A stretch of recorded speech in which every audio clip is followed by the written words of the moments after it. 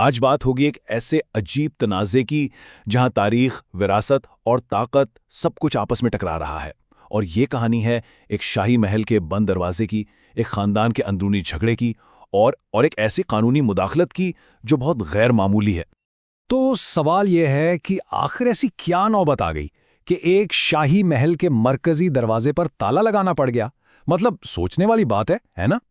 تو اس سوال کا جواب ہمیں ملے گا پاکستان کے علاقے سوات سے، جہاں ایک عدالت نے حال ہی میں ایک حکم نامہ جاری کیا ہے۔ آئیے دیکھتے ہیں کہ یہ سارا معاملہ ہے کیا۔ تو جی، جگہ ہے سیدھو شریف۔ یہاں ایک مقامی مجسٹریٹ نے حکم دیا ہے کہ ایک تاریخی شاہی محل کا جو مین گیٹ ہے اسے تالا لگا دیا جائے۔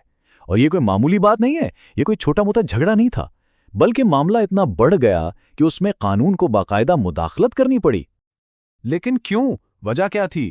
وجہ یہ تھی کہ پولیس نے رپورٹ دی کہ اس دروازے تک پہنچنے کے جھگڑے پر امن و امان کی صورتحال خراب ہونے کا شدید خطرہ ہے۔ یعنی بات صرف ایک دروازے کی نہیں رہ گئی تھی، بلکہ پورے علاقے کے سکون کی تھی۔ اچھا، تو یہ جھگڑا آخر ہے کن لوگوں کے درمیان؟ چلیں اب ایک نظر ڈالتے ہیں اس کہانی کے مرکزی کرداروں پر۔ دیکھیں، اس تنازع میں دو فریق ہیں۔ ایک طرف ہیں سابق ریاست سوات کے حکمران کی پوتی محترمہ زیب النساء جیلانی، اور دوسری طرف ہیں ارشد علی، ساتھ میں ہیں صوبائی وزیر فضل حکیم خان کے برادر نسبتی آفرین خان، ان کے بھائی آفرین خان، اور سابق والی سوات کی بیوہ محترمہ بخت زیبا۔ تو صاف ظاہر ہے کہ اس جھگڑے کی جڑیں خاندانی بھی ہیں اور کہیں نہ کہیں سیاسی بھی۔ اور یہ کوئی کل کی بات نہیں ہے، یہ جھگڑا کوئی اچانک نہیں شروع ہوا، یہ تنازع تقریباً 2 مہینوں سے چل رہا تھا، اور وقت کے ساتھ ساتھ یہ اتنا شدید ہو گیا کہ آخرکار انتظامیہ کو بیچ میں آنا ہی پڑا۔ اب سوال یہ ہے کہ جب انتظامیہ نے مداخلت کی تو انہوں نے کون سا قانونی راستہ اپنایا؟ آخر کس قانون کے تحت یہ کارروائی ہوئی؟ تو یہاں استعمال ہوئی ضابطہ فوجداری کی دفعہ 145۔ اب یہ دفعہ 145 ہے کیا بلا؟ اسے آسان لفظوں میں سمجھیں تو یہ ایک لیگل ٹائم آؤٹ کی طرح ہے۔ یعنی یہ قانون میجسٹریٹ کو یہ اختیار دیتا ہے کہ اگر کسی پراپرٹی پر جھگڑے کی وجہ سے امن خراب ہونے کا خطرہ ہو تو وہ وقتی طور پر اس پراپرٹی کا کنٹرول اپنے ہاتھ میں لے لے۔ یاد رہے، یہ ملکیت کا فیصلہ نہیں ہے، یہ صرف حالات کو مزید خراب ہونے سے روکنے کا ایک طریقہ ہے۔ اچھا، تو یہ حکم ایسے ہی اچانک نہیں آ گیا، اس کے پیچھے ایک پورا قانونی پروسیس تھا۔ سب سے پہلے تو سیدھو شریف پولیس نے باقاعدہ رپورٹ دی کہ بھئی امن و امان کو خطرہ ہے۔ اس رپورٹ پر عدالت نے 24 اور 25 ستمبر کو دونوں پارٹیوں کو سمن بھیجے، لیکن ہوا یہ کہ کوئی بھی پارٹی عدالت میں پیش ہی نہیں ہوئی۔ جب ایسا ہوا تو میجسٹریٹ نے پھر حالات کو قابو میں رکھنے کے لیے دفعہ 145 لگانے کا فیصلہ کر لیا۔ تو اس عدالتی حکم کے بعد اب وہاں کیا صورتحال ہے؟ مجسٹریٹ کے حکم نامے میں جو الفاظ لکھے ہیں وہ بہت واضح ہیں اور ان کو سننا بہت ضروری ہے۔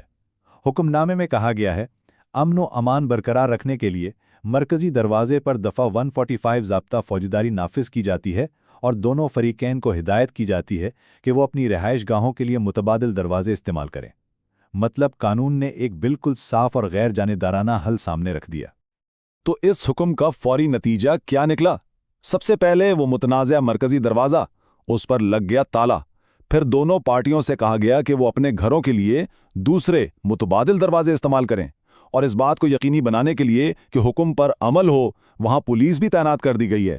اور یہ تالا یہ تب تک لگا رہے گا جب تک کوئی سول عدالت اس زمین کی ملکیت کا کوئی حتمی فیصلہ نہیں سنا دیتی۔ اچھا، تو یہ تو ہو گئی ایک دروازے اور ایک قانونی کارروائی کی کہانی، لیکن اس سے ہٹ کر یہ معاملہ اتنا اہم کیوں ہے؟ اس کی بڑی تصویر کیا ہے؟ چلیں ایک نظر اس پورے واقعے کی ٹائم لائن پر ڈالتے ہیں تاکہ سب کچھ صاف ہو جائے۔ تو جھگڑا شروع ہوا تقریباً جولائی کے آخر میں، پھر 24 اور 25 سپٹمبر کو عدالت نے سمن جاری کیے، اور جب کوئی بھی پیش نہیں ہوا تو 29 سپٹمبر کو دفعہ 145 لگا کر دروازہ بند کر دیا گیا۔ اور اب سب کو انتظار ہے ایک سول عدالت کے حتمی فیصلے کا۔ دیکھیں، یہ معاملہ صرف ایک دروازے کا جھگڑا نہیں ہے، یہ جڑا ہوا ہے سابق ریاست سوات کی پوری تاریخ اور اس کی میراث سے۔ اور یہ کیس ہمیں یہ بھی دکھاتا ہے کہ جب پرانے شاہی دور کی وراثت اور جائیداد پر آج کے دور میں جھگڑے ہوتے ہیں تو قانون کیسے بیچ میں آ کر امن قائم رکھنے کی کوشش کرتا ہے۔ اور آخر میں یہ پورا معاملہ ہمیں ایک بہت بڑے سوال کے سامنے لا کھڑا کرتا ہے کہ جب تاریخ، وراثت اور خاندانی رشتے آپس میں اس طرح الجھ جائیں تو امن قائم رکھنے کا سب سے بہترین طریقہ کیا ہو سکتا ہے؟ इस केस का फैसला तो जब आएगा आएगा, लेकिन ये सवाल अपनी जगह हमेशा अहम रहेगा।